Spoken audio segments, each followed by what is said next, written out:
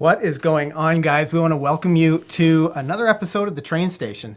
In today's show, we're going to talk about the steps that you can use to avoid having unwanted behaviors. But more importantly, if you've already got some of these unwanted behaviors, we're going to talk about some dog training elemental thoughts, ideas, strategies for fixing some of these unwanted behaviors. We're going to talk about the big topics. Yeah, for sure. This is where you get a little bit of a deeper dive. And that's what I love about the train station is that we can, really dive in and talk with you about some of the challenges you might be having, but how you can think about your dog training. It's so important. It'll change everything. It changed everything for me when I had a better understanding. After I went from being an unruly dog owner to a dog training student at McCann Dogs and eventually became an instructor. So I'm excited to talk a little bit about some of the why as well as the how, but to change how you think about training your dog. And with episodes like today, it's fun because we can kind of get it so that you can apply what we're talking about to all kinds of different situations. That's what I think is super fun about it. I think it's important that people learn with dog training too to think outside the box because sometimes, people are like, okay, well, how do you fix this? And then we kind of go through and then they're like, okay, well, what about that? And you're like, well, you used the same formula. Well, what about this? Well, you used the same formula. Absolutely. So, and we're going to talk about three really common unwanted behaviors today: pulling on a leash, not coming when called, and jumping up. We'll talk about some other things as well. Yeah, for sure. But we know that those are the three things that we often get asked about. Absolutely. It's going to be an action-packed episode. I'm just setting up some of the stream stuff, so maybe you can dive into the chat. Oh, we've got to update our bot. Did we get this going? There's lots of fun stuff going on. You wouldn't believe I know what I can talk about. Yep. Guess what tomorrow is, everybody? Oh, no. We don't want to know. It is. We don't want to know. It is my lovely, adorable, fun-loving, smart. Who is this person? They sound fantastic. Handsome husband's birthday. It is. Tomorrow's Ken's birthday, which is kind of exciting. I am way more excited about birthdays than you are. You're like, whatever, it's just another day. Yeah. But we're doing something fun. So for those of you who have watched our shows in the past, often Thursday night for us is like date night. So we do like our live stream and then we like go out and we do something fun afterwards. Usually. It's changed a little bit with quarantine. It has changed drastically. And we're like big moviegoers. Yeah. So tomorrow night we're going to go to... Thank you, everybody who's saying happy birthday. We're going to go to a drive-in tomorrow. Okay, I'm pretty pumped. Yeah, it's gonna be really Dan fun. Luton says 54 looks good on you, Yeah, Ken. you look great for 54. Yeah, not too bad. Not a day over 42. Absolutely. So, you know what? I think it's going to take me a couple minutes to get all this up and running, but I don't want to wait to start teaching. I think we can dive right into it. In today's episode, we're going to talk about the dog training steps to stop those unwanted behaviors. I'm Ken Steepe. I'm Kayl McCann. Welcome back to McCann Dogs.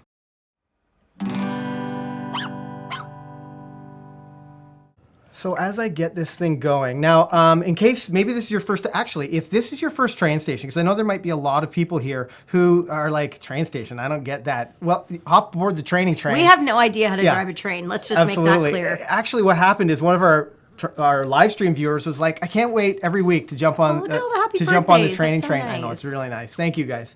To jump on the training train. And I thought, wow, that's a fun name. Why don't we call this place the train station? So it's just sort of stuck.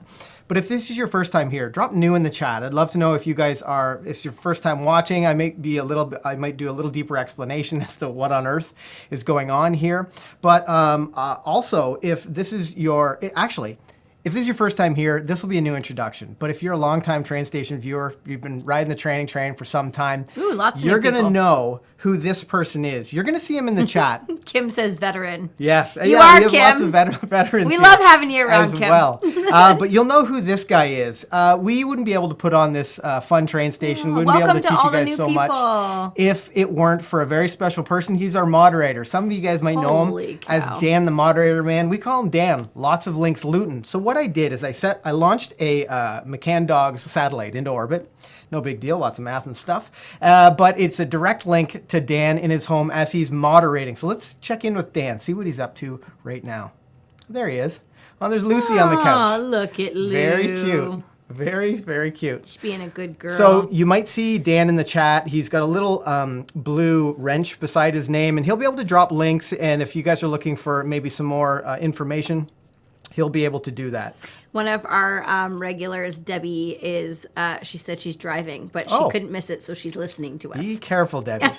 I want you to be careful as you're driving, but I'm glad that you're able to jump in with us live. That's pretty exciting.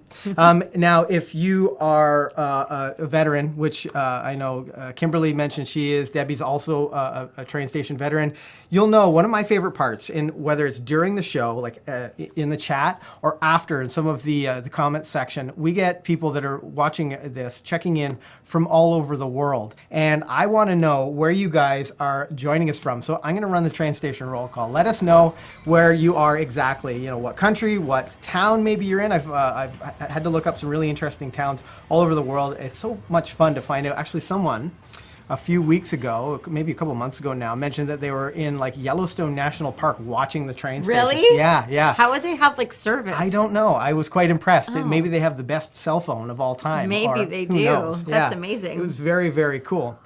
But if this is your first time here and you're like, who on earth are these people? My name is Ken Steepe. This is Kayl McCann. We're professional dog trainers at McCann Dogs. And at McCann Dogs, we've been able to help more than 100,000 dog owners with the same kind of challenges that you have. So we love to sit down here every second Thursday night, enjoy the train station, talk a little dog training, help you with your dog training challenges. And actually, it's Kayl's family business. Yeah, we have an in-house business here in Hamilton, Ontario, Canada.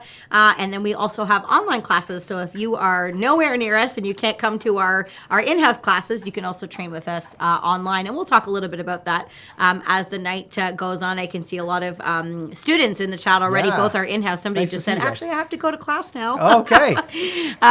So yeah, we'll talk a little bit more about that. But I've been around dogs for a long time now, since I was a little kid, and so we're going to share some things that we know about dog training to hopefully get you guys on the right track.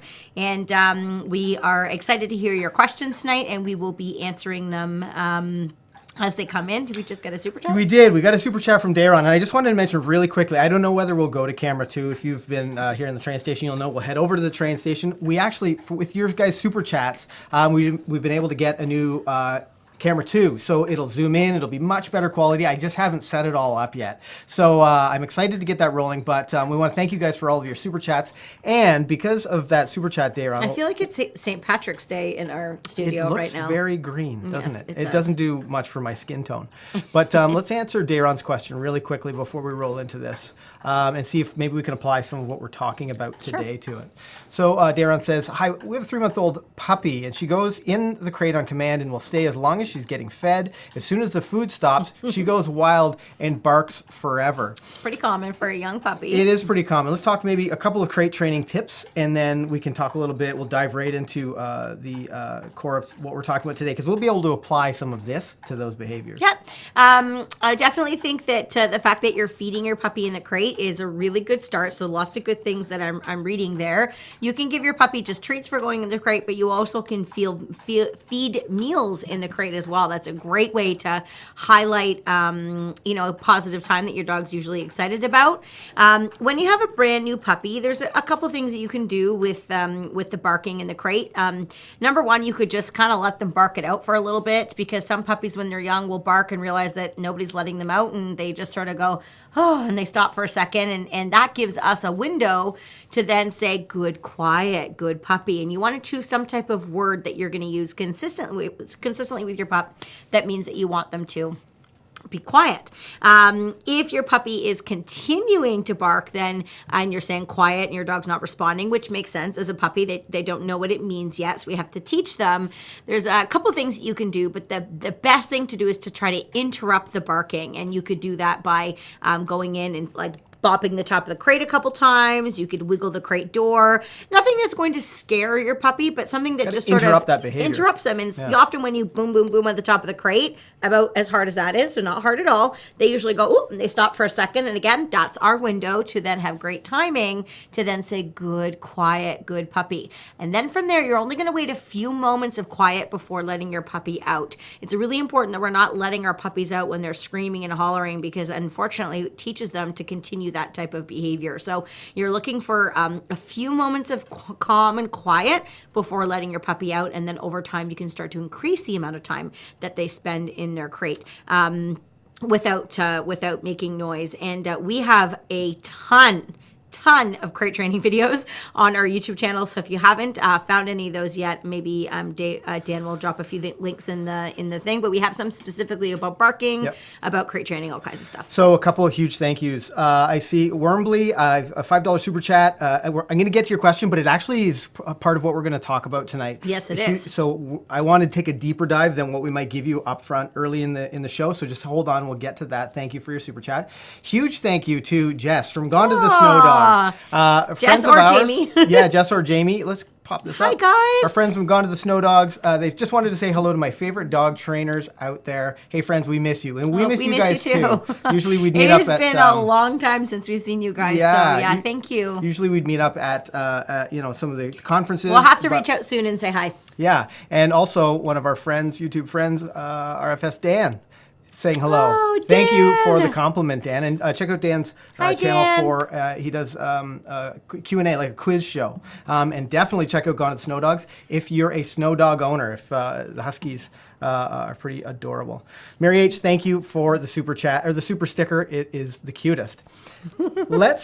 She always drops a super sticker early. We do appreciate it. It makes us feel good. Also helps us make the stream better, so thank you. So let's talk about the 3 elements of your dog training. Hi, Norma. We're going to have to really break things down. And this is why I want to talk about the why for you guys, so that you can take these tips and apply them to whatever you're working on. It doesn't really matter what that problem behavior is. The way we're going to talk about this stuff tonight is going to allow you to take these pieces of information and apply them to your situation. Mm-hmm. The first thing we need to talk about, and it's funny because when we every couple of weeks, Kayl and I are chatting about what we should talk about on the live stream.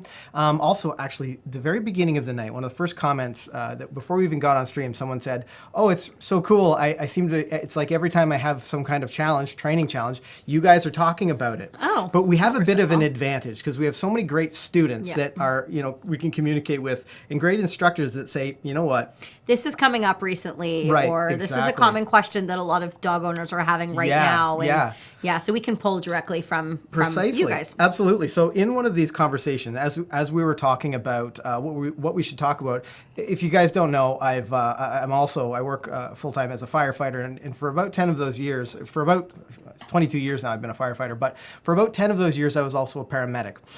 I sometimes see on our chats something like, "Oh, it'd be nice to see you try this walking on leash training with a completely unruly dog." And when I see that kind of thing, and just the other day we were doing some training. This is how I tie all this back in. A bit of free thinking right now, but we were doing some triage work. So if you're familiar, maybe you're a healthcare professional, triage is, you have a certain amount of resources. You have to deal with the big problems first, and then you slowly but sequentially deal with the lesser problems. One of the things that I've noticed, certainly in dog training, definitely on our dog training YouTube channel, is that people have, they're trying to fix the wrong problems first. Mm-hmm. So if you have a dog who they will give you no attention in some environment. They're pulling on the leash. They're completely crazy. Barking at other dogs. Dogs. You don't have a chance at teaching them to walk on a loose leash for when you go on your walk. You just don't have a chance. So you need to do some training triage. You need to deal with the most important things first. And this is how we're going to talk about the foundations and the fairness of what you're trying to fix. If you're trying to fix a nuisance behavior, if you're trying to train your dog and you feel like you're struggling, you need to think about the foundations and the fairness first. Let's talk maybe a little bit about the foundations. Yeah, I actually just want to add something to what you're saying because you're making me think a little bit here. Oh, good. We shot something a few weeks ago for our grade 1 students, and we actually had asked to borrow a whole bunch of puppies from our online classes or our in-house classes so we could use untrained dogs for this particular demonstration. Yep. And we had our instructors handle the dogs because they wanted to show a few different things. But before we literally went live on the camera, the puppies had only interacted with the instructors for about maybe 5 or 6 minutes. And we went through the thing and the puppies did great. And even then we got comments to say like, "Oh, those puppies are like so well trained." And I literally had to say, they literally just met each other. And seconds ago. Yeah. What I sort of realized is that we have great instructors for sure. Yeah. But it's not really necessarily about that. It's about how we're doing the training. Right. In that moment, we were teaching lesson number 1 of our grade 1 program. And the way that we have the training organized, it basically sets the dog up to be successful. So these puppies who had no experience, they had a leash, they were following some treats, they had a person that kind of knew what they were doing. There was about 5 or 6 of them all in a small space, and they all went through the exercises. Right. Were they perfect? No, they were not. You know, the instructors were sweating buckets by the end, but they had a lot of success. So it's really about how you set the dog up to do the learning that makes the biggest difference. And that's kind of what we want to go over tonight, because I think sometimes people are doing things and they're like, it's not working, it's not working. But then when we look at the situation, we will say then, well, of course it's not working, because look at the situation. Right. So we need to teach you how to look at that situation and be like, maybe I need to do things differently, right, and then build into eventually, you know, being able to walk my dog or taking my dog off leash at the park or whatever right, your big goal is. For sure. So you need to really understand what's the foundation here. So the 4 problem behaviors that we're going to take a deeper dive into tonight are going to be pulling on leash, barking, whether it's in the yard or at other dogs, jumping up, maybe stuff like digging in the yard, that maybe that's something that you're struggling with. But to have a foundational understanding, what does your dog know? Think to yourself, what does my dog know about this behavior? Now, I need to say one thing. Yeah. If we get another super chat, there's been some complaints in the chat that you haven't done your toots. Oh, you're right. So I'm sorry, guys. We apologize. I have so much to talk about. We read it. We hear you. We will not. You know, it's this one's coming right at you. Yeah. That's a good one. Yeah, that was good. Do you want to try? No, I'm okay. Thanks. I apologize, guys. I'm just swimming in stuff I want to talk about. Ken's like super serious about this topic tonight. Well, I think it's a really good one because I know it's something that I struggled with. It's a pump. Oh. It's something that I struggled with when I was trying to, I just assumed that I could fix some of these behaviors, and I was approaching it the wrong way. I actually want to jump back to our super chat from Wormbly. And she mentions, I have an 11-week-old Catahoula Walker mix. The second she goes... Oh, that's a fun mix. I know. The second she goes on the leash, she pulls constantly. I've watched your videos, but it's not working. So a couple things immediately spring to mind. Number 1, it's a very young dog. Your dog really shouldn't be taking that dog for very long walks. As puppies are growing, they have epiphyseal plates, and you want to be careful about how much steady state exercise the dog might be getting. Number 2, your puppy has no foundation yet. Yeah, at 11 weeks old, there's no way you would have had enough time to actually do the training to take them for a walk. Absolutely. So what I want you to focus on right now is simple stuff in your house. Maybe like a sit on leash, maybe like luring in position. But I wouldn't really worry about going for walks per se. We actually have a couple of videos that talk about exercise because your puppy is going to need exercise, that Catahoula Walker mix. You can't just do nothing with our puppies. Right. We have to do something with them, or otherwise we'd go crazy. Totally, yeah. And that's probably why people think like, I have to walk my puppy. Take the dog for a walk. Yeah, but what you can focus on are some of the things that can exercise your dog without walking. And actually, did we publish that video last week? Recently, we published a video where we show like something like a restraint recall. So good for puppies. The best. It really we posted on Instagram. Did we? That's right. Yeah, it builds motivation for whatever you use as the cue. Maybe it's their name, maybe it's here, whatever the thing is. But it also tires that puppy out. Yeah. So take advantage of things like that. We check out those videos. Lots of links. Luton's dropped exercise your puppy in the chat. Thanks, buddy. Okay. Yeah, actually, just on the same topic, I did a private today with a lady that has 2 Border Collie puppies. And if that sounds crazy, it is, but she's doing a great job. She is on it. Yep. But one of the conversations that we had today was about walking the puppies, and the puppies are like 11 weeks and 12 weeks old. And so we do a lot of stuff. Like we do weeks and weeks of leash training with our dogs before we actually take them for a walk. Right. And one thing that she was really surprised about that I told her is that we actually sort of have 2 different styles of walking. We have leash walking, where we would take them on a more controlled walk, and that's typically something that we train them to do for weeks before we actually do it. And then we have like more of like casual walking, where we would have them like on a long line, and the dog would sort of have free range around the backyard. But if I have a 20-foot line, I still don't let my puppy pull and drag me on that line. I still expect leash respect, but then my dog has a little bit more freedom, and we can play retrieve games. We can play recall games. I can have the puppy chase me around the backyard. I can tire them out, but we're not actually going for a walk around the block. We're out spending active enjoyable time together. And then on top of that, I'll also practice just teaching the dog to be at my left for some food.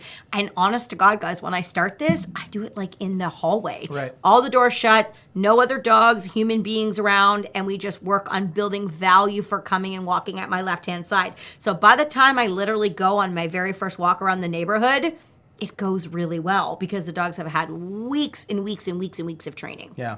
Okay, so we've talked about foundation. What sort of information are you giving your dog first? Is it fair to expect them to know what to do? Huge thank you to Lily Lay for the super chat. We'll keep an eye out in case there's a comment or question that goes along with that. And Joanne Pedro Alvarado, thank you for the super chat. We'll jump back to your question in just a moment. So foundation, top thing, is it reasonable or, have I taught my dog what the basics are of this? Next one, this is huge. Timing. The timing. Yeah. If you don't see a problem happen, you can't fix it. You can't train it if you don't see it happen. Also, a lot of people say something like, it's so frustrating. My dog only listens when I have food. This comes down to your timing. Tonight, we're going to talk a little bit about how to, use your timing to your advantage and how to use it effectively so that your voice has all of the merit. It's not about just the food. We use food because dogs understand it's a resource that they want. But we are going to use it in a way that we can use our voice to affect change with our dogs. And third, I'm rushing through this now just because I want to get to some of the topics. But third is consistency. Kayl, let's talk a little bit about some of the challenges we see with our poor students who aren't consistent and the issues it creates for the dog. It's not even like poor students, though. It's poor dogs. Right, yeah. Because the dogs get so confused when, like, sometimes the student says, you need to do this, and then, then they don't really do anything about it. Like, jumping is a really good example. Yep. There's lots of times where, people will be really strict with their puppies about not jumping, and then, to the next person, or they just get tired of dealing with the dog, and they're just like, whatever, just do what you want. And then the dog kind of just does whatever it wants, and it rehearses that bad behavior. So that inconsistency can erase everything just as fast as you can train it. So, and dogs are they're animals that really like consistency. They like information to be very black and white. I've said this lots of times before on our live streams. They don't like when things are gray, when it's sometimes this and sometimes that. They want to just kind of know what they need and that they're happier with that. So, this is something that we get this a lot. Well, I do this, but then my husband, untrains everything, or my kids, really untrain important. Everything. Yep. And we recognize that happens. And in a perfect world, if everybody could have exactly the same timing and exactly the same commands and everything was like perfect, then obviously, life would be great. And I'm sure your dog would get trained really, really fast. But that's just not what happens. And what you need to know that hopefully will relieve some stress is dogs are extremely adaptable. So, if you are the trainer in your house and you're really consistent, you have great timing, your puppy's going to learn to listen to you really well. It's not necessarily going to transfer to everybody else in the household. It will get better with them, but everybody kind of has to do their own thing. But the more consistent you can be with follow through and expectations, the easier it is for your dog to be able to gain the success in all of the different exercises at a much faster rate. Right, absolutely. So the foundation, timing and consistency. Now let's start applying that to Can things I just say one more thing about timing? Just because I know that a lot of people, those of you who watch us on a regular basis, you might know this already. I got some tooting to do here in a minute, so just you guys hold on for that. Go ahead. So dogs have a very specific learning time frame, and if you guys know what it is in the chat, just go ahead and fire away. Yeah. Whenever I ask this question, like a million people answer perfectly, very, very quickly, which is awesome. So if your dog does something right or if they do something wrong, we have a specific amount of time in order to tell them so that they actually understand it. Yeah, Meg, perfect. Linda, perfect. Yeah, you guys got it. It's 1 second. And basically, it's immediate. So if your dog is barking, at the window at people going by, or if they're dragging you on the leash and you let them drag you down to the park for like 5 or 6 minutes, and then all of a sudden you're like, I'm sick of being dragged, and then you do something about it, your dog is going to start to say, okay, well, I can pull for 5 or 6 minutes, and then she's going to be irritated with me. I shouldn't do it anymore. So the earlier you can react to something that you don't like, the better. But it also happens on the flip side. if you can be quick about reinforcing when your dog is correct, I can actually do a big wide circle back to the very first super chat question we had about barking in the crate. If you can be really quick about rewarding, and when I say rewarding, I don't mean necessarily food. I just mean like using your voice, praising. If you can praise and positively reinforce your puppy with good timing, you'll also affect a lot of change, because we don't just want to say you're wrong, you're wrong, you're wrong. We need to say, you know what, I don't really like that, but I love this. And your timing has to be really, really important. I can't tell you how many times I've seen dogs, like they've called the dog over to them and dog's kind of going in their direction, but they're sniffing the ground and they're looking over here. And the student is saying, good dog, yes, good dog. And it's like, is it really a good dog though right now? Because right now it really thinks that sniffing this like piece of garbage on the floor is more exciting than paying attention to you. So you really, really want to be aware of your timing and make sure that you're not inadvertently reinforcing things that you don't really want, and that you're not missing out on those amazing moments where we do want to be saying, dog, you're awesome. Yeah. So we've had a few super chats. I know a couple of people didn't add their comment. We've got Dan, the moderator man, is on it. He's watching for those if there's something to be added. Looks like Lily Lay, Katya Alvarez, Cole Saul. I do see a comment there. But for all of you that have super chatted, we'll be keeping our eye. Okay, there's Karen's. You know what? I'll just drop a big toot for all of you guys, because thank you guys for the super chats. Now, I'm going to have to grab these. Let's talk maybe about applying. Okay, there we go. Let's talk maybe about applying to those three things: foundation, timing, and consistency, to maybe the top one as I try to collect this stuff. Okay, so we'll talk a little bit about pulling on leash first, because I know that's a common thing. So we'll talk about foundation and fairness as well. So, and we kind of touched base on this a little bit before, but I'll go a little deeper into it now. You know, if you've been walking your dog on a leash and it hasn't really been going well, I really want you to think about whether you have put a fair expectation on your dog or not. If you're taking your dog for a walk and they're pulling and they're barking and they're acting appropriately, I want you to kind of look inside yourself and think to yourself, you know, oh, hi. Oh my goodness, he's very excited. Quiet. Have you done the foundation work? Have you taken the time to train your dog to walk at your side? Have you learned about how to hold the leash properly, or how to actually reward your dog in proper position? And how long have you done that for? How much time have you spent on it? Have you trained around distractions? Have you done proofing? Have you done all of those types of things? Because a lot of the things that bother us the most, like pulling on the leash or coming when they're called, those behaviors, they take weeks to train your dog to do, to a level where you can test them and like really put it out to the world and expect your dog to respond perfectly. So training is very different than testing, and a lot of people have an expectation that you train your dog up to a certain point, and then after that point it's all test time. We'll just see if it works. They should know how to walk on leash.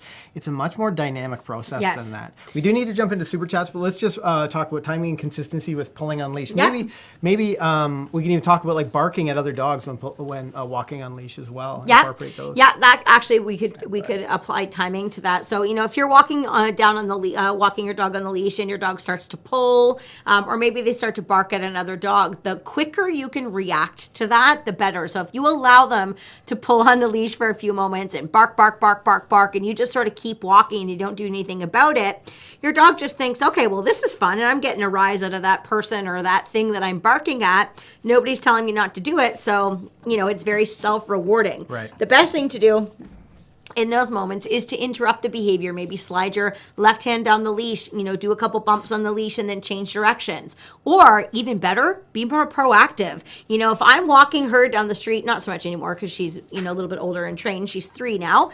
But when she was younger and she was first learning things, she was a little bit worried by people wearing hats or, little weird things initially. Funny stuff, that you wouldn't expect. Yeah. So when I would walk her, I would sort of be on the lookout. And if I saw something that I thought might be a little bit strange for her, hi babe, then I would be proactive. I would start to get the food out, or she really likes to play with toys. So I would bring one of her little favorite tug toys with me. And as she would start to get a bit distracted by those things, I would redirect her focus on me and we would play and we would reward her for looking at me and tugging. So she started to figure out really quickly, anytime a distraction came by, turn and look at mom. Because as soon as that happens, something really fun happens. So I transferred the reward to be about me and doing things with me rather than learning that she could self-reward by continuing to look at that particular object. So that's why that timing is so important. And then, of course, consistency is hopefully self-explanatory. It's key, guys. And Kayl hit the nail on the head. And this is something we see so very often. And when we're talking to our students, we'll say, for example, if you're teaching your dog to walk on leash without pulling, and you want to do that, the block or whatever that distance is, walk to the park, maybe you only insist on that, heel position, that really great in at your side, loose leash position between driveways or between light standards or some distance that you think you can be successful. And then after that, the dog's allowed you, or you release them from that position, and they can be around you. They don't need to be that, precisely in that heel position, but they still can't pull on leash because you need to be consistent. It's just so important. But if you're letting your dog pull half the time and the rest of the time you're like, well, I expect you to walk in at my side, it's not fair to your dog. And we really do need to be fair I want to say about our expectations. one more thing about walking before we move on, and it has to do with consistency. Remember that, and you're going to have to fix my saying for this. Yeah. It's not about like practice makes perfect. It's like perfect practice makes perfect. Did I hear it right? Yeah. I'm terrible at sayings, guys. Yeah. So if you're practicing, you're walking your dog down the street and it's not going well, and you're like, okay, I'll go out and I'm going to try it again tomorrow. It doesn't go well. I'm going to try it again tomorrow. Like, we want to commend you for your tireless effort, but remember, dogs are learning all of the time. So if you keep walking out on the street and your dog's still doing a lot of pulling and still making a lot of poor choices, and that's just continuing to repeat without you being able to break the cycle, there's never any harm at being able to like kind of backtrack a little bit and go back and revisit some of those foundational training exercises so that you can kind of start again, and then hopefully you'll have less problems. So we'll talk a little bit about, there's tons of questions about our online classes and kind of what they're about. So we'll talk a little bit about that, and we're going to get rid of the squeaking because I bet we're driving your dogs crazy. Come here, now, up, up. You guys have been so nice tonight. It's been so nice, all the birthday wishes, as well as like the super chats, just to say that you guys enjoy our content. Thank you very much for that. And for you guys, sorry, babe. I'll toot twice. Now, there are a few great questions Double here. tootie. And this is the question from Joanne. This is something that we hear a lot, and it's something that we need to focus on when we get adult dogs in our grade 1 program or in our life skills program if it's online. Joanne asks, sorry to this new super chat thing. I adopted a beautiful Amstaff boy whose front right leg was amputated 2 weeks before we got him. He's about 4, super smart. Where to start with my training? So this is a really common question. And I think it's hard for me to, articulate the importance of, when we talk about foundation, about how many puppy skills or puppy training activities you can apply to an adult dog. What I'd suggest for you, we'll talk a little bit about, again, the steps, the progressions you need to be successful.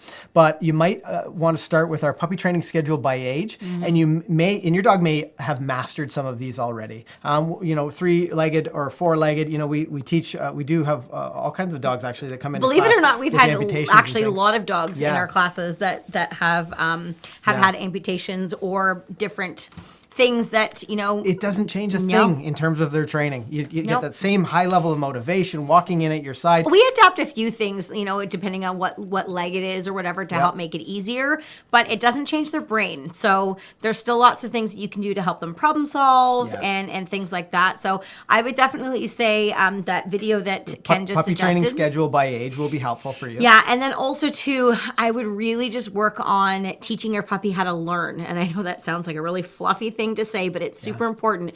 Teach him, what the word yes means. Teach him that focusing on you is good. Really work on a high value response to his name, those types of things, because you get him in the right mind frame where he wants to pay attention and learn, and he's willing to kind of work with you on things, then anything that you then start to teach him, whether it's walking or recall or tricks or whatever it might be, you're going to have a more willing participant. So when you first get a dog, it's all about building value for you, and just teaching him that, paying attention and making good choices is really, something that's worth his effort, and then you'll be away to the races and the other stuff. It's funny because this work and effort up front is a lot more than a lot of dog owners would be, willing to do. But I can tell you definitively it's going to change the rest of that dog's life, the rest of your life with that dog. Because having a dog who is consistently making better choices because you've put in so much work up front, makes that dog's life a lot fuller because they can go more places. You can do more with them. You can spend more time with them without thinking like,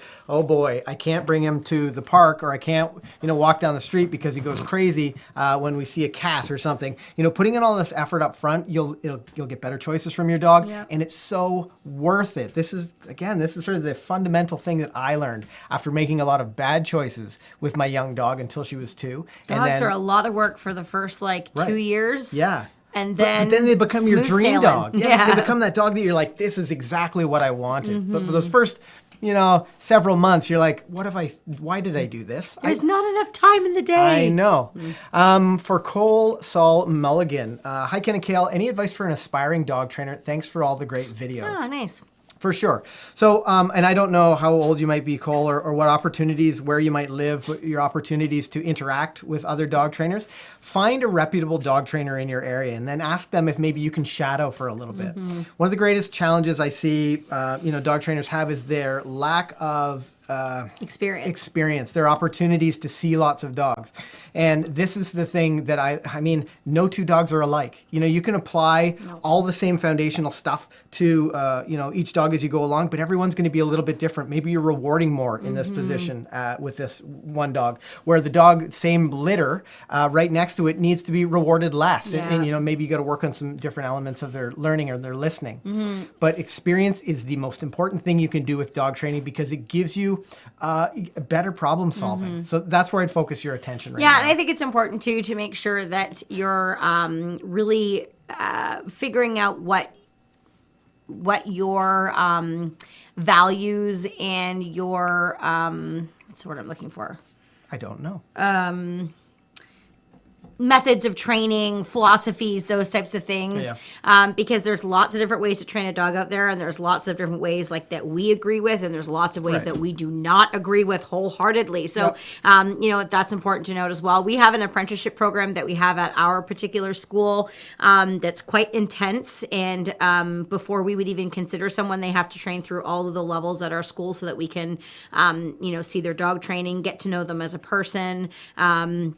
A lot of people who are great with dogs aren't necessarily great with people. And, if you become a dog trainer, you need to be good with people. You're going to do a lot of interactions with people. And in our apprenticeship program, it's, anywhere from a year to 2 years, sometimes longer, because we're trying to get them the experience and let them see a lot of different dogs and students and scenarios so that, when they're ready to, soar on their own, they've seen a lot of examples. And even us as trainers, we'll get a situation where we ask another trainer, we're like, I saw this, and what did you think about that? Like having those conversations is super helpful. So having someone to bounce ideas off of, as well as learning from each dog. I mean, every single dog that I've owned, every single dog that I've trained, I've thought at some point like, oh, that's interesting. I'll have to remember that the way we've problem solved this. So experience is key.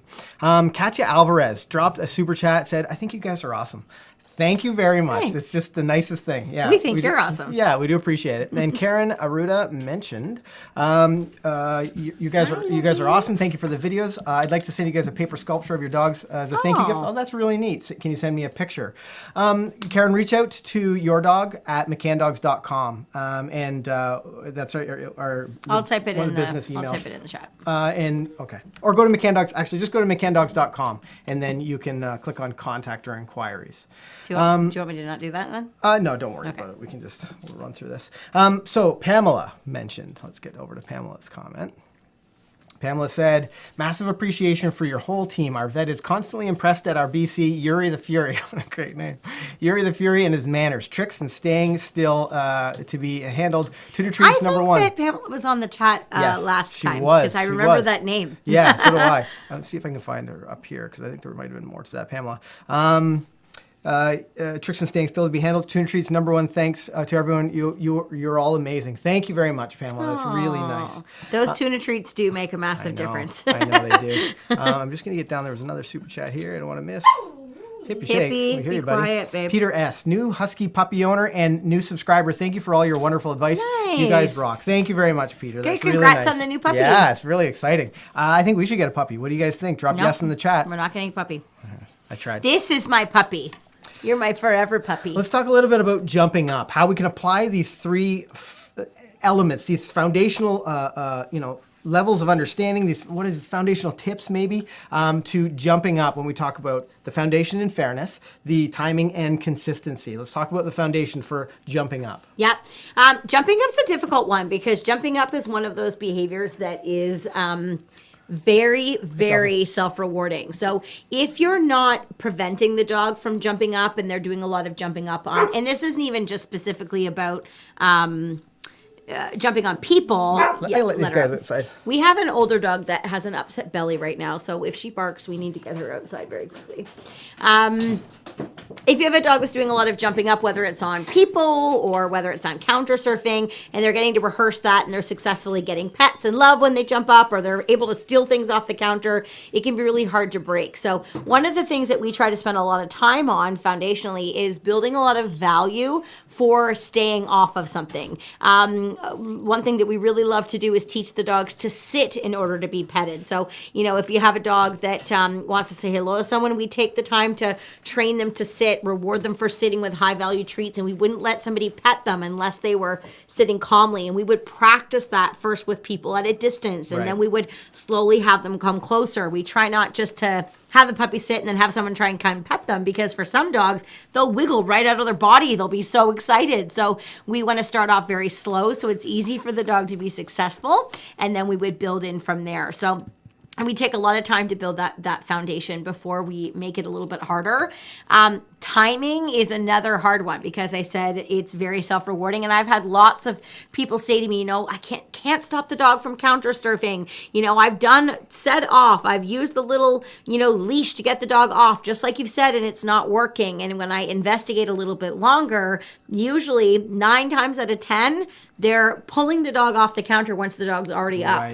Right. Paws are up on the counter, or the dog's already jumped on the person and then they're saying off. Well, you're not going to fix your problem because your timing's off. And one of the things that I think is the most constant is, oh yeah, great. This only works when I'm in the room. People say, like, if I'm not in the room and the dog's going to jump up, then your dog can't have that opportunity. They can't have that freedom to be in that room where they can make that mistake. You need to be a good trainer for them.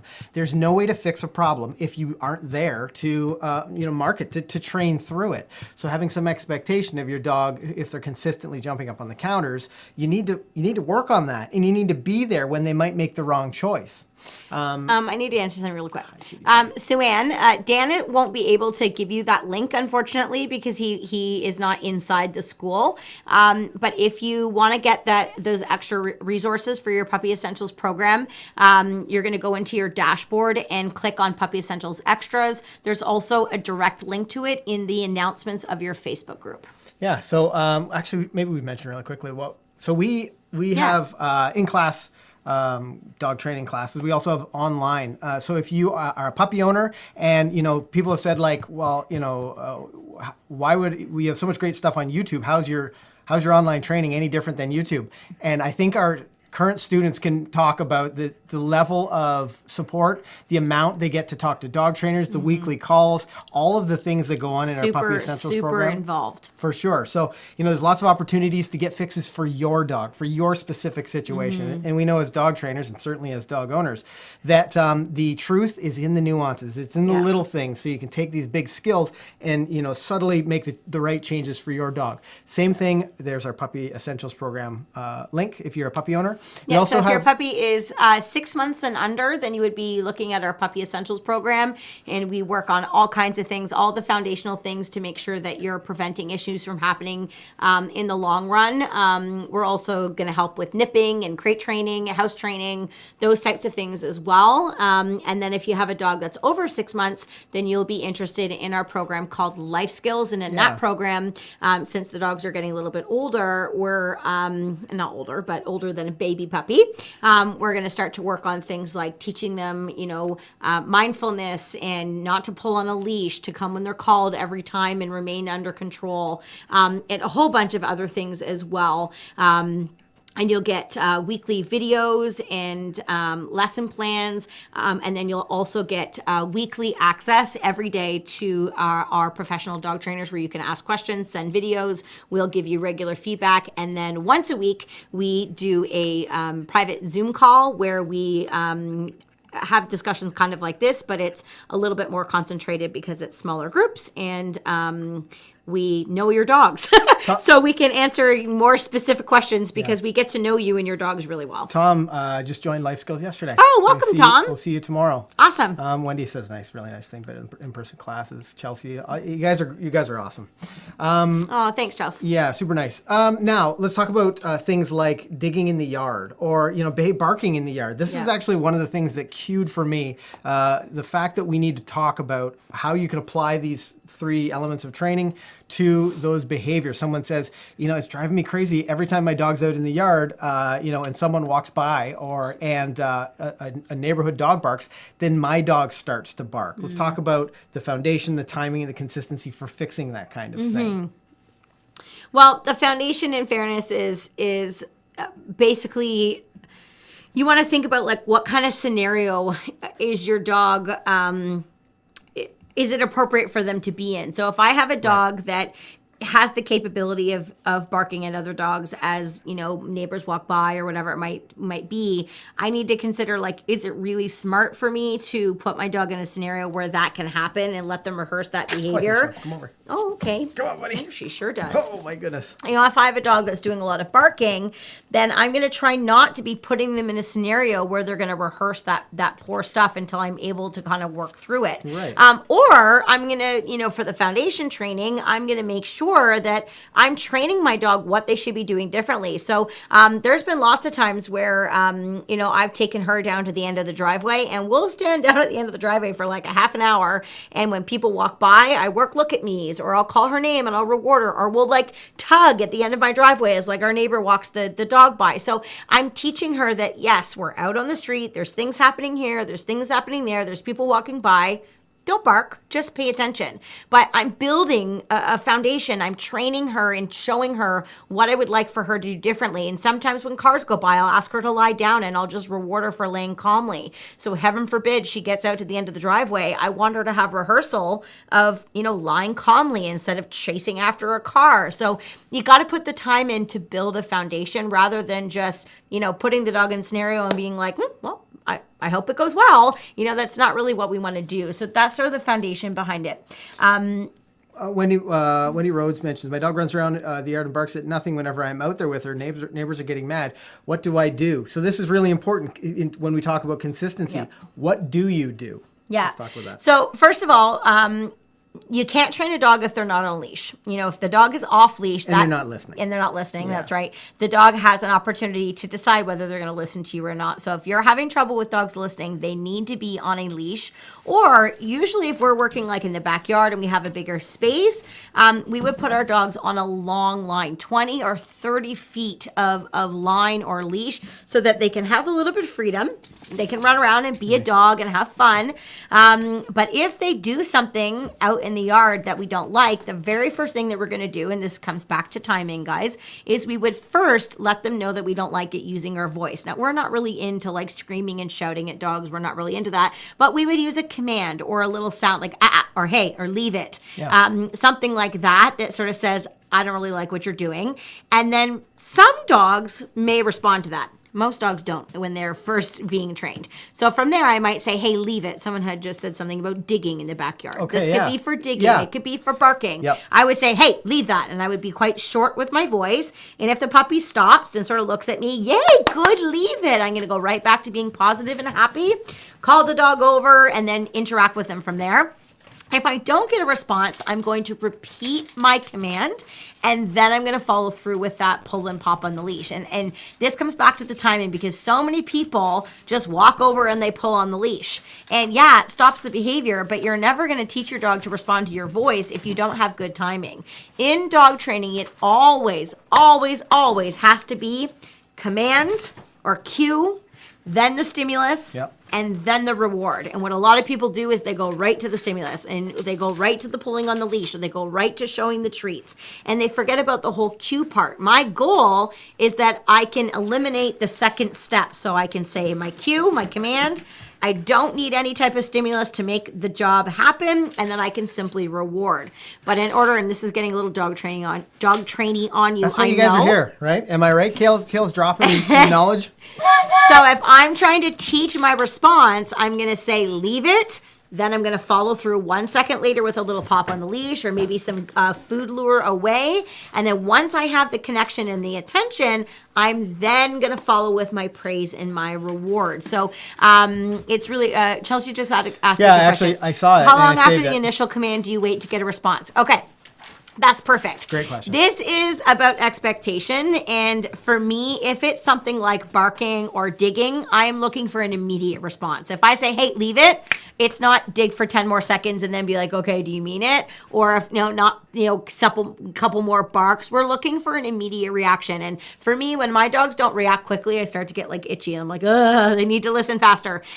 So it needs to be pretty immediate. But this is why the timing of that stimulus is really important. If Ken was my dog and he was digging and I was like, leave it. And then, 10 or 15 seconds later, I yanked on his leash. Like that wouldn't be really fair because of that 1 second time frame. It would need to be leave it, interrupt, yay, good boy. And then I could redirect him from there. And I would repeat that, leave it, interrupt, back away, leave it, interrupt, back away. And what's going to start to happen if I have really good timing is I'm going to say leave it. And before I can even step on the line or pick the line up to interrupt, he starts to go, I know what's about to happen. And he's going to start to respond to my voice without me having to do anything to make him to listen. And that's where you get to the point where you have verbal control. And that's the end game, guys. It's I want to be able to, I can't remember the last time I put my dog on a leash to go out for a pee on the lawn or anything like that. I just go out because I know the dog's the one going pee on the lawn. I mean, normally. But if the dog starts to get a little too far away, all I have to do is say, hey guys, come on over here, and everybody listens.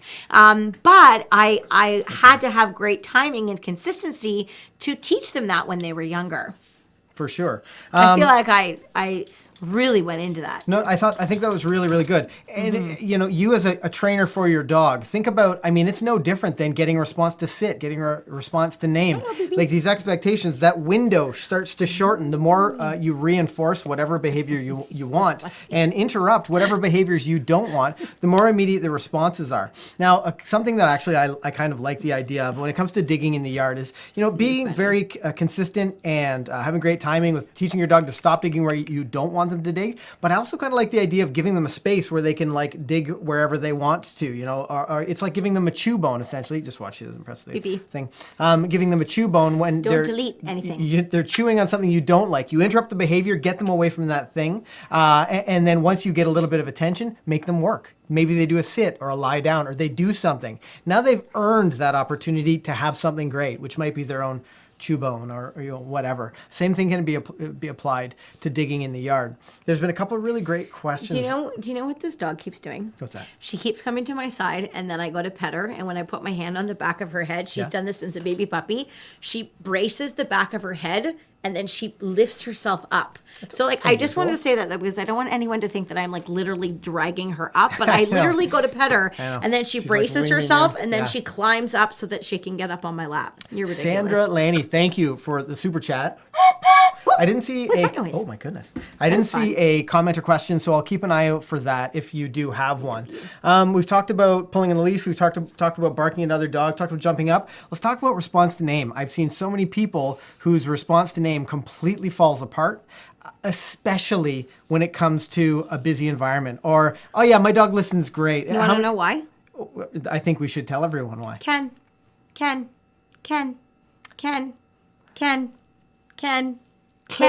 I'm just I'm tuning it out. Ken. I'm not listening anymore. Who's annoyed now? I'm annoying myself. However, I think she'd like Ken. Oh, she's getting very excited. What do you think that means?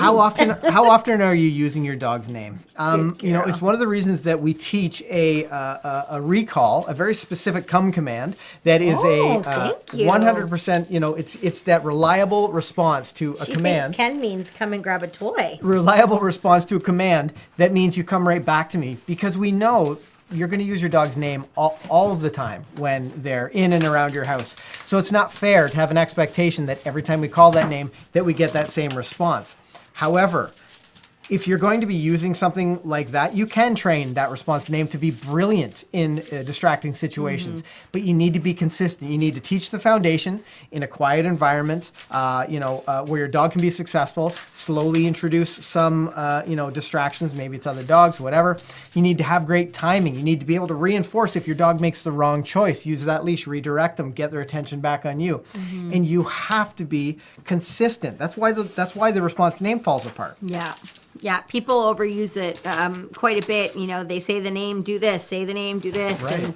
and, all the time. Even when people are like, good, be good, they just say it so much. And, I think I might have said this a couple weeks ago, but it's like that boy who cries wolf. If you say it all of the time Right. and you don't actually, expect the dog to pay attention to you when you say it, eventually you're going to water it down. So when we first get a new dog or a puppy or even older dogs that, maybe we're trying to build a little bit more value for the response to name, we do lots of just like fun association, like saying their name and then giving them a treat, or saying their name and then playing a little game of tug. So the dog starts to associate hearing this word with something that's really repetitive. And I always use this example with Ken because it's really easy. If I was trying to train my husband to listen to me more, although you're really actually very going, and most people are like, my husband never listens. You actually aren't like that, but Oh, that's good.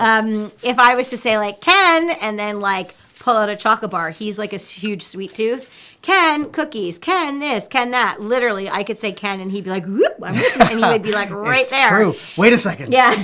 Has she been training me using classical conditioning this whole time? Have I? I did actually used to bake for you when I had to go away on long trips, remember? That's true, I yeah, don't that's go true. away on long trips anymore, but I would feel guilty, so I would just shower him with cookies and deliciousness, and Worked then like you a wouldn't charm. really care. Yeah, worked like But a anyways, charm. the point of this is that you want to make sure you build a lot of value, put money in the bank for that word, and that you're not just using it without actually following through. If you do want to teach a really stellar response to name, and oh my gosh, guys, if your dog has a great response to name, you will not believe how much easier Oh, life boy. with the dog Absolutely. gets. So it's one of those things that I think sort of it like flies under the radar in terms of importance. But for us as dog trainers, it's something that like I think I work on the response to name the most when they're a puppy. It's probably the thing I work on the most out of everything because it blends into so many other exercises that's helpful. It helps me to train walking. It helps me to train my recall. It helps me to stop the dog from chewing things in my house. Totally. If you have a multiple dog So household, many to things. isolate that one dog and be able to get them to lie down or sit or go to their bed is so valuable. Yeah. And sometimes, and this also sort of speaks to when your response to name slows down a little bit, sometimes that response to name might be, hey, Beeline, I'm about to tell you to do something. Yeah. It doesn't necessarily mean come to me. Initially, it's great to teach it as a response to you because it builds attention and focus and value. But eventually, it might be go lie in your bed. Yeah. Be hi, buddy. She's right here. Bee, bee, But bee. go lie down. Bitty-bitty-bitty-bitty. That's why she doesn't get tangled up on any cables or anything. Oh, good girl. Karen Aruda with the super chat saying, any specific tips for training a boxer puppy? We get lots of boxer puppies in classes. What do you think are some of the things that Karen should focus on with a boxer puppy? Well, training a boxer isn't really that different than training on any other dog, to be honest with you. But they can be a little bit independent and they can be a little strong-willed, if you will.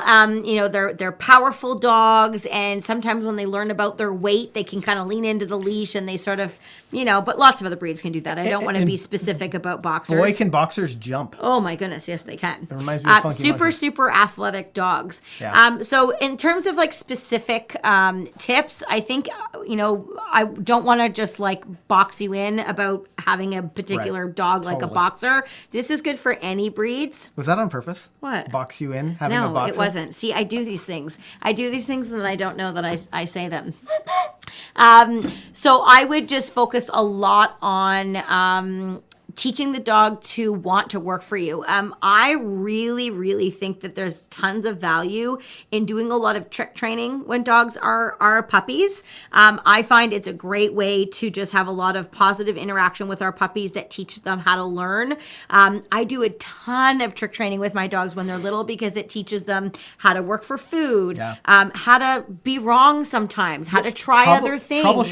troubleshooting skills. I find that the dogs get really excited. And then so, if I take her to the vet for the first time or she meets somebody new and maybe she's a little distracted or unsure, I can, do a couple of her favorite tricks and then you get that engagement really quickly. So I would definitely suggest doing some trick training with your boxer puppy. And, I know lots of that response to name stuff that we were just talking about, and lots of rewarding for following you on a loose leash as well. Those are three things that I would spend a little bit of time on. But again, there are definitely breeds that are more prone to, being, different than other breeds. Yep. But for the most part, it's the same for everything. Yeah. There's small changes that you have to make, but it kind of bothers me sometimes. We're like, my dog's not going to do that because it's a boxer, or my dog's not going to do that because it's a hound. 100%. Well, guess what? Hounds can learn how to be smart. It's about how you train them. You can't use your dog's breed as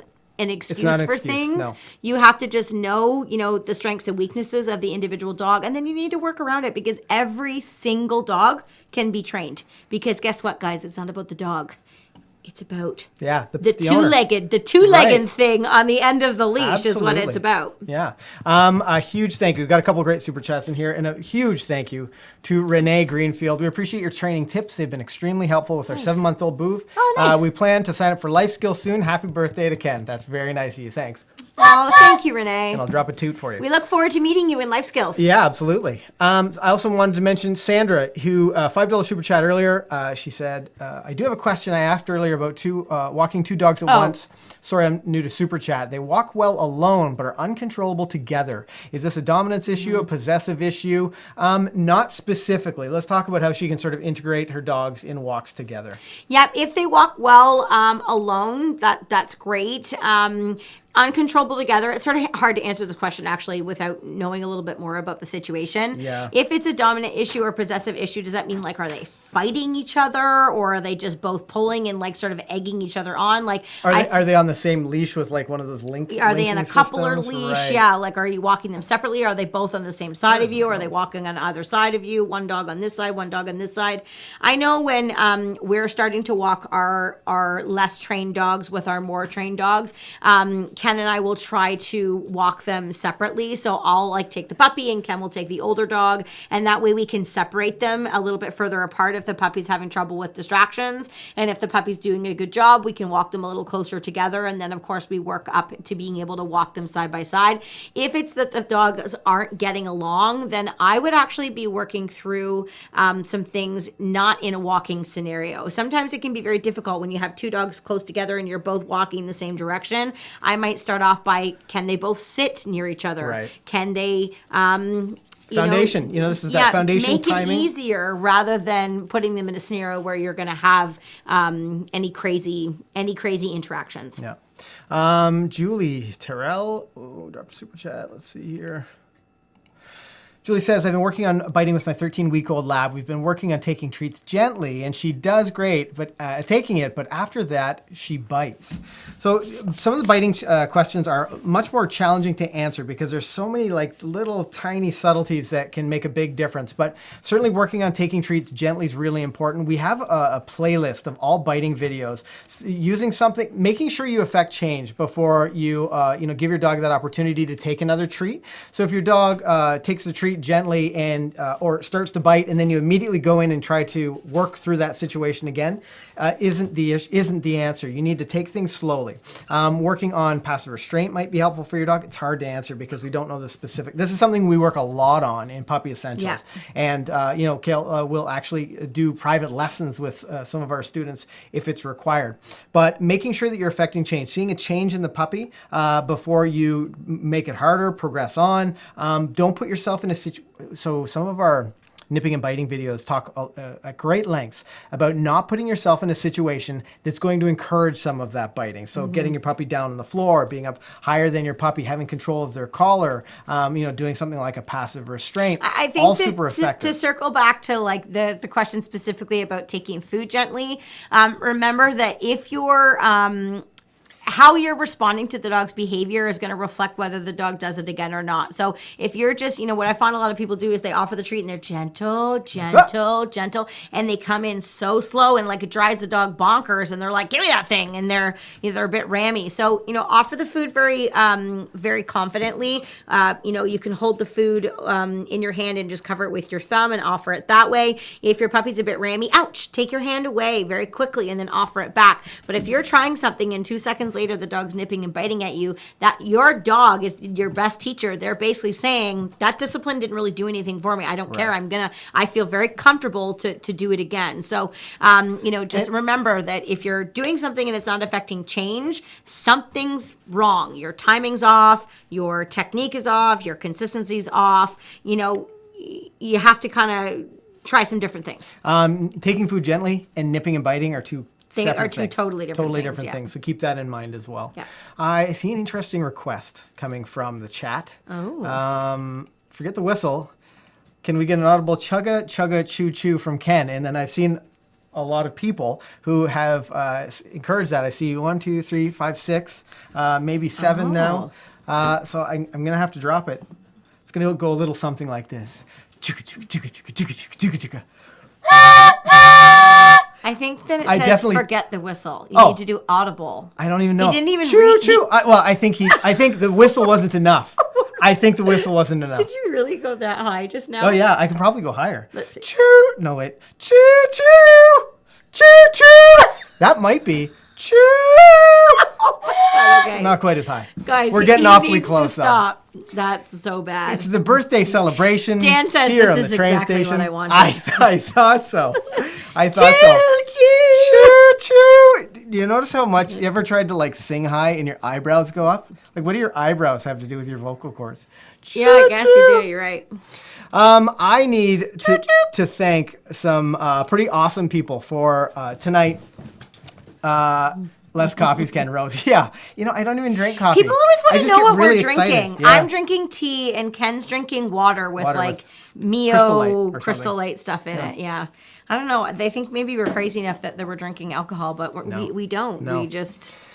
huge thank you to Dayron, Wormbly, Gone to the Snow Dogs, Jess and Jamie, thank you guys, Mary H, Lily Lay, Joanne, Pedro Alvarado, you're very Cole good Sol Mulligan, Katia Alvarez, Karen Aruda, Pamela Colmniero, Peter S., Sandra Lanny, I'm losing to Karen, Renee Greenfield, Julie Terrell, DJ Red Rover. Oh, just gotta hang on. It's a new super chat. We'll have to grab this one really quickly.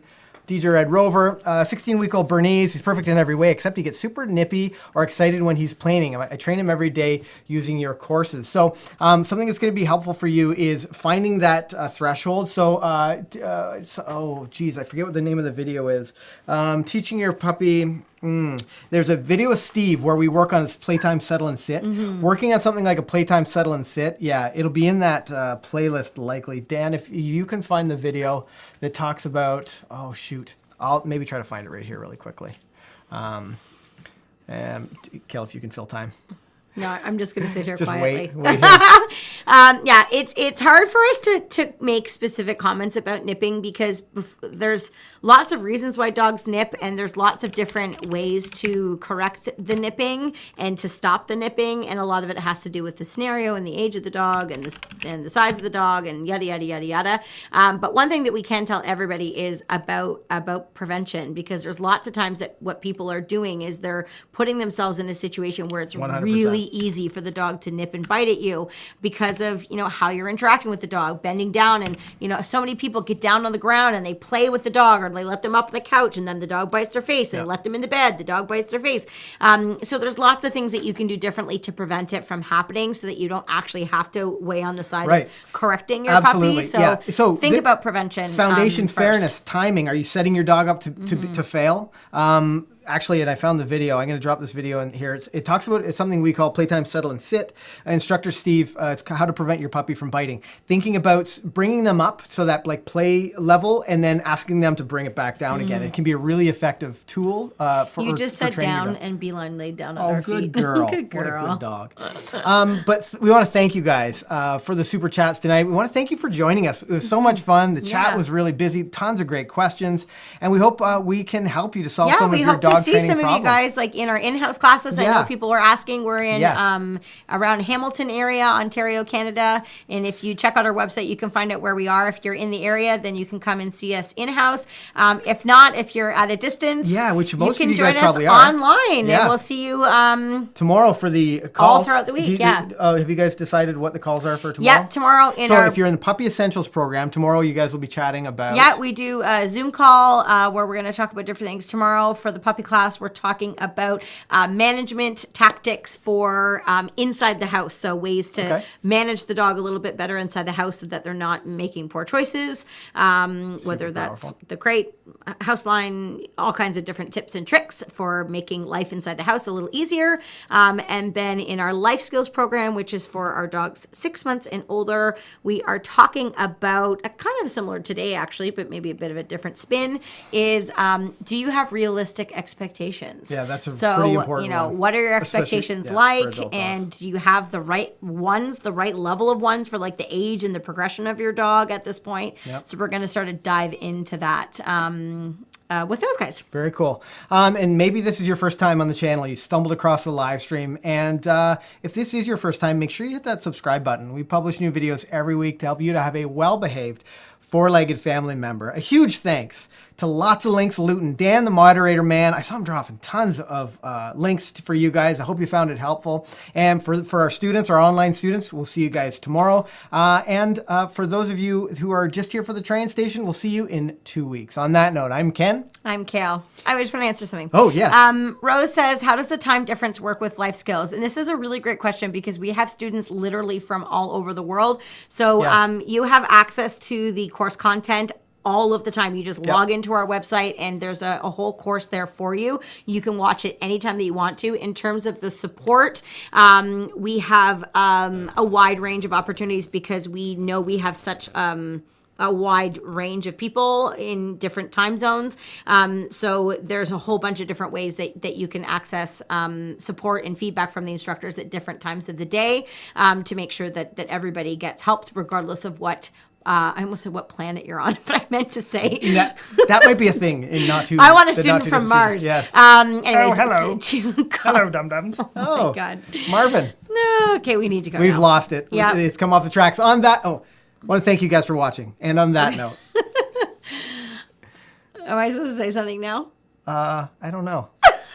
You can. You trailed off like you wanted me to say something. Okay, let's try it again. I want to thank you guys for watching. And on that note, I'm Ken. I'm Beeline's mom, Kayl. We've lost it. We've lost it. Oh, one quick thing. Camera 2, this is the last time you'll see this camera 2 looking like that. This is the last time you'll see the camera 2 looking like that. Going back to camera 1. I mean, we're bringing it back around. Thank you for all the birthday wishes. I want to wish you guys happy training. Bye for now. Bye, guys.